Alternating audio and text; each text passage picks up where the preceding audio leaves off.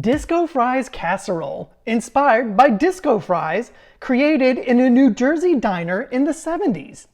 I don't need disco fever as an excuse to make French fries drenched in gravy and cheese, but I am making a groovy variation that I think you're gonna dig. To make Disco Fries Casserole, saute a pound of ground beef with a diced onion. I'm using a vegan meat substitute for my family. I'm also throwing in a diced green pepper. And I hope this doesn't cause a panic on the dance floor, but I'm adding 2 cups of chopped kale.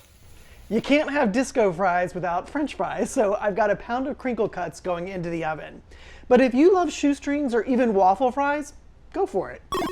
Boogie on back to the stove and add a teaspoon each of thyme and rosemary. 2 tablespoons each of butter and flour will make a roux, and once we've cooked that a little bit, start adding in some broth to thicken things up. French fries are out of the oven and it is time to get serious. I poured our beef mixture into an 8x8 casserole dish, and what I'm gonna do is I'm just gonna top that with a little bit of cheese. Then mound on the fries, and do not be shy because this is what puts the disco in our fries. Once we get this mounded with French fries, glob on a bunch more cheese and then back into the oven, 400 degrees, 10 minutes. Once that mozzarella is nice and bubbly, it's time to get your gravy on. Any jarred, packet, or homemade version will do. Just drizzle it on hot and heavy. I joke that this dish is kinda like 70s clothes.